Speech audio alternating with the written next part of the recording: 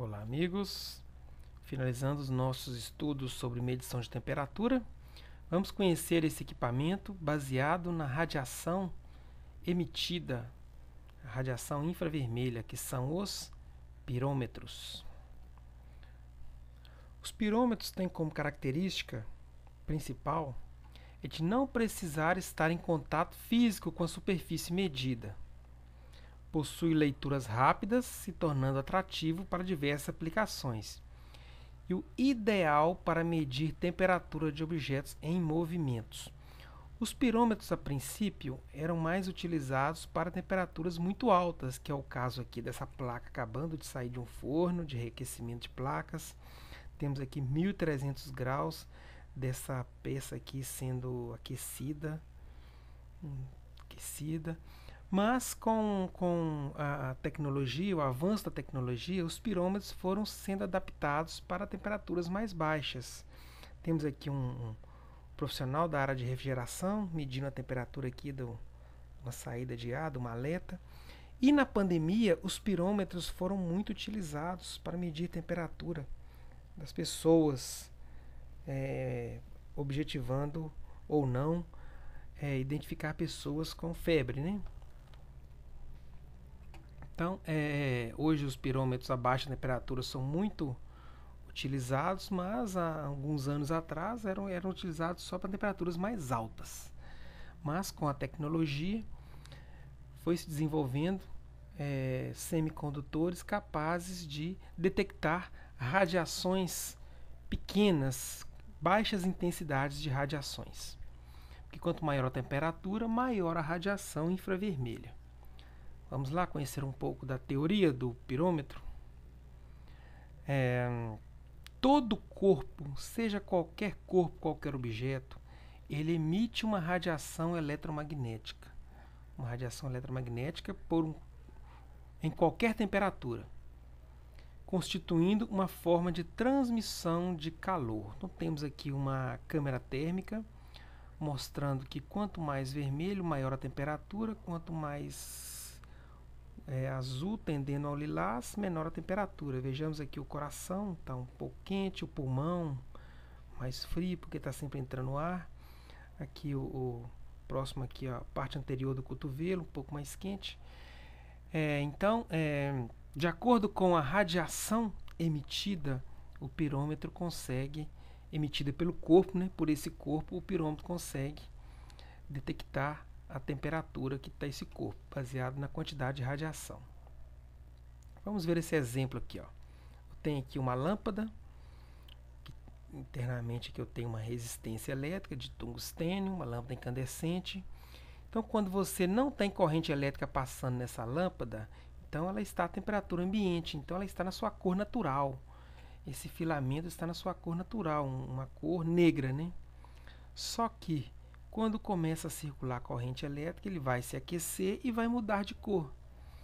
E quando ele começa vermelho, se você aumenta mais a temperatura, passa para o laranja. E quanto maior a temperatura, a tendência é ele chegar no branco. Tem que ser temperaturas bem mais altas.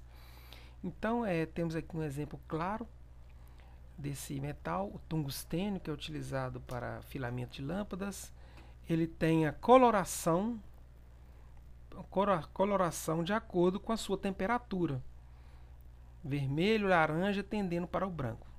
E essa mudança de cor indica uma mudança da intensidade de radiação emitida. Ou seja, quando ele está vermelho, eu tenho menos radiação emitida. Quando ele está laranja, eu tenho mais. Quando ele está branco, eu tenho ainda mais. Então, esses conceitos são utilizados pelos pirômetros para medir temperatura. Nós vamos conhecer basicamente dois tipos de pirômetros. Esse aqui, o pirômetro óptico. Ele parece arcaico, mas é muito bom, tá? Lá onde eu trabalho temos esse pirômetro. O pessoal utiliza ele porque ele mede a temperatura real da bobina saindo do forno, da placa saindo do forno, real, sem interferências da emissividade, que é um conceito que nós não vamos entrar em detalhes, porque é algo muito específico da medição de metais que emitem brilho, como a chapa de aço inox. Então é algo muito específico. Então esse equipamento, olha só o que tem dentro dele. Ele tem um visor, uma lâmpada com filamento, uma lente, e ele tem aqui um ajuste, um potenciômetro, que eu ajusto a corrente no filamento dessa lâmpada. Vimos no conceito anterior, quanto maior a corrente, maior a temperatura, e ele muda a coloração. Então, quando nós estamos com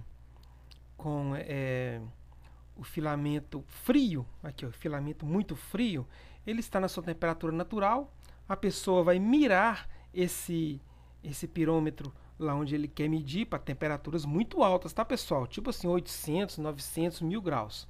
Aquela chapa saindo do forno, vermelha ou laranjada.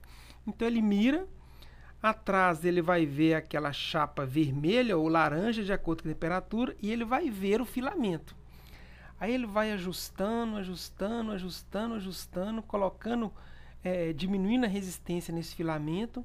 Esse filamento vai se aquecer, aquecer, aquecer, e à medida que ele vai se aquecendo, ele tende a ficar da mesma cor da chapa que eu estou querendo medir, aquela chapa laranjada no fundo.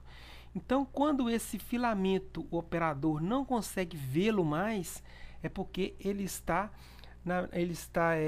não na mesma temperatura, mas está emitindo a mesma radiação daquela chapa que está lá atrás. Quando ele não consegue ver, porque eles estão da mesma cor. Se estão da mesma cor, ele vai ver só a chapa, ele não vai ver o filamento. Aí o operador ele vai tirar o equipamento lá dos seus olhos e vai ver qual temperatura que está no seu display.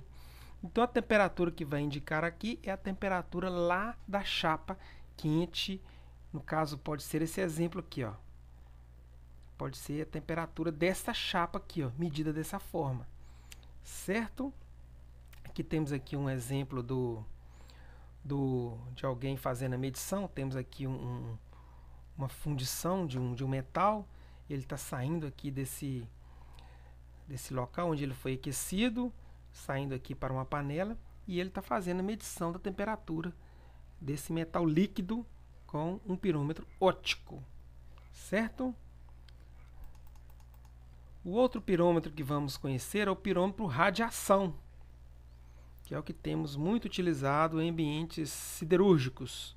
Então ele é constituído aqui de uma lente, onde você converge a radiação recebida, ela é convergida para um detector, que vai gerar um sinal de milivolts muito baixo, e esse sinal de milivolts será amplificado para poder ter uma saída normalmente de 4 a 20 miliamperes, para poder termos o sinal de corrente medido.